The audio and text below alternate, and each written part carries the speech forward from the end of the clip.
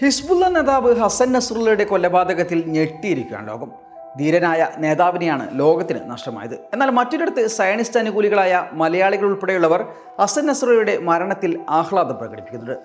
ആരായിരുന്നു ഹസൻ നസ്രുള്ള എന്നും ഇസ്രായേലിന് അദ്ദേഹം നൽകിയ തിരിച്ചടി എന്തായിരുന്നെന്നും ഒന്ന് അറിഞ്ഞിരിക്കുന്നത് നല്ലതാണ്.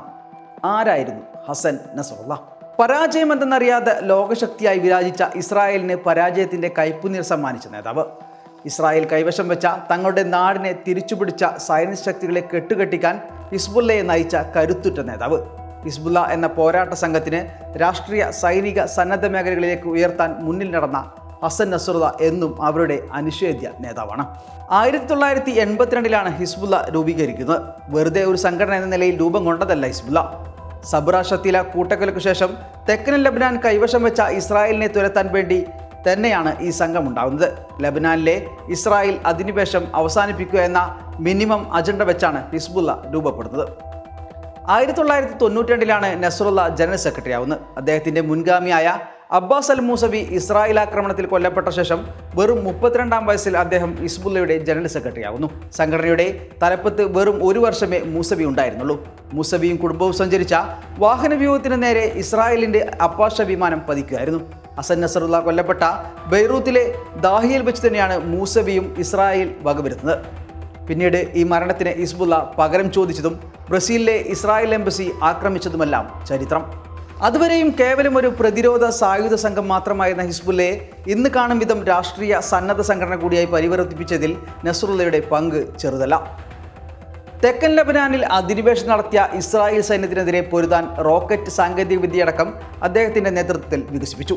93-ലും 96-ലും അതിരൂക്ഷമായ പോരാട്ടം ഹിസ്ബുള്ളയും ഇസ്രായേൽ സേനയും തമ്മിലുണ്ടായി. 2 ആക്രമണങ്ങളിലും നിരവധി പേർ മരിച്ചു, നാശനഷ്ടങ്ങളുണ്ടായി. എന്നാൽ ലബനാനിൽ അധികകാലം തുടരാൻ തങ്ങൾക്കാവില്ലെന്നൊരു ഭീതി ഇസ്രായേലിനുണ്ടാക്കാൻ ഹിസ്ബുള്ളക്ക് കഴിഞ്ഞു.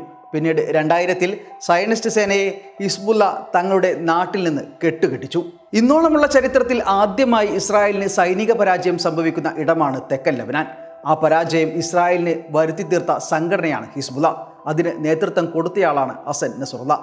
അറബ് ചെഗുവേര എന്നും അറബ് ഫിദൽ കാസ്ട്രോ എന്നും the most powerful man in the Arab world എന്നും അദ്ദേഹത്തെ ലോക മാധ്യമങ്ങൾ വിശേഷിപ്പിച്ചു. ഇതോടെ ഹിസ്ബുള്ളയുടെയും ഹസൻ നസ്രുള്ളയുടെയും ജനകീയത വർദ്ധിച്ചു. നിരവധി ആൽബങ്ങൾ വരെ അദ്ദേഹത്തെക്കുറിച്ച് ഇറങ്ങിയിട്ടുണ്ട്. ഈ ജനകീയത പാർലമെന്റിലും പ്രതിഫലിച്ചു. 2005-ൽ ഫ്രീ പാട്രിയോട്ടിക് മൂവ്മെന്റ് അടക്കം സമാന മനസ്കരായ രാഷ്ട്രീയ കക്ഷികളെ ചേർത്ത് പ്രധാനമന്ത്രി ഫുവാദ് സിനിയോയ്ക്കെതിരെ നടത്തിയ പ്രക്ഷോഭങ്ങൾ പിന്നെയും ഹിസ്ബുള്ളയെ ജനകീയമാക്കി. 2018-ലെ തെരഞ്ഞെടുപ്പിൽ ഹിസ്ബുള്ളക്കായി മത്സരിച്ച 13-ൽ 12 പേരും വിജയിക്കുകയും സഖ്യം 178-ൽ 70 സീറ്റ് നേടി അധികാരത്തിലെത്തുകയും ചെയ്തു. ഹസൻ നസ്രുള്ളയുടെ സംഘാടന മികവിന്റെ കൂടി ബലത്തിലായിരുന്നു ഈ വിജയം. 1997-ൽ അദ്ദേഹത്തിന്റെ മകൻ മുഹമ്മദ് ഹാദി കൊല്ലപ്പെട്ടിരുന്നു. അന്ന് ഹാദിയുടെ മയ്യത്ത് ഇസ്രായേൽ ലബനാന് വിട്ടു നൽകുന്നില്ല. അന്ന് നസ്രുള്ള ഇസ്രായേലിനെ വെല്ലുവിളിച്ചു. എൻ്റെ മകൻ്റെ മയ്യത്ത് നിങ്ങൾ ഇപ്പോൾ കൊണ്ടുപോയിക്കോളൂ, അത് വാങ്ങാൻ ഞാൻ വരുന്നുണ്ട്.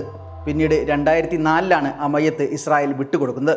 ഇസ്രായേൽ സൈനികരുടെ മൃതദേഹം വിട്ടുകിട്ടാനായി ഹിസ്ബുള്ളക്ക് മുന്നിൽ അന്ന് ഇസ്രായേലിന് വീണ്ടും അടിയറവ് പറയേണ്ടി വന്നു. ലബനാൻ സൈന്യത്തെക്കാൾ വലിയ സൈനിക ശക്തി ഹിസ്ബുള്ളക്കുണ്ട്. ലോകത്ത് സർക്കാരിതര സൈനിക ശക്തിയിൽ ഏറ്റവും മുന്നിലുള്ളത് ഹിസ്ബുള്ളയാണ്. ദീർഘവീക്ഷണത്തോടെ 3 പതിറ്റാണ്ട് സംഘടനയെ നയിച്ച നസ്രുള്ളയുടെ ദീർഘവീക്ഷണമായാണ് രാഷ്ട്രീയ നിരീക്ഷകർ ഇതിനെ കാണുന്നത്. അതിനാൽ ഇസ്രായേലും ജാഗ്രതയോടെയാണ് നസ്രുള്ളക്ക് വേണ്ടി കെണിയൊരുക്കിയിരുന്നത്. ലബനാനിലെ ആഭ്യന്തര പോരാട്ടങ്ങൾക്കൊപ്പം എക്കാലത്തും ഫലസ്തീൻ വിമോചനത്തിനും ഹിസ്ബുള്ളയും നസ്രുള്ളയും ഐക്യദാർഢ്യം പ്രഖ്യാപിച്ചു. ഇപ്പോൾ അദ്ദേഹത്തിന്റെ മരണം പോലും സംഭവിച്ചത് ആ ഐക്യദാർഢ്യത്തിന്റെ പുറത്താണെന്ന് പറയാം. 2023 ഒക്ടോബർ 7 തുടങ്ങിയ ഗസ ആക്രമണത്തിനെതിരെ ഹിസ്ബുള്ള നടത്തിയ സായുധ പ്രതിരോധമാണ് ഇപ്പോൾ നടക്കുന്ന ലബനാൻ ആക്രമണത്തിന്റെ മൂലകാരണം. മുൻ ആഴ്ചകളിലുണ്ടായ പേജർ ആക്രമണവും തുടർന്ന് ഹിസ്ബുള്ള നേതാക്കളെ ലക്ഷ്യമിട്ട് തുടർച്ചയായി നടത്തിയ ഡ്രോൺ ആക്രമണവുമെല്ലാം ഇതിന്റെ തുടർച്ചയായിരുന്നു. ഒടുവിൽ അദ്ദേഹം മരണം വരിക്കുകയും ചെയ്തു. എന്നാൽ നേതൃത്വം കൊല്ലപ്പെടുക എന്നത് ഹിസ്ബുള്ളയുടെ ആദ്യത്തെ സംഭവമല്ല. നേതൃത്വത്തെ കൊലപ്പെടുത്തിയതിലൂടെ ആ പോരാട്ട സംഘത്തെയും തകർക്കാനോ ആവില്ല. കാരണം രക്തസാക്ഷിത്വങ്ങൾ പോരാട്ടങ്ങളുടെ വീര്യം വർദ്ധിപ്പിച്ചിട്ടേ ഉള്ളൂ. അതാണ് ലോക ചരിത്രം.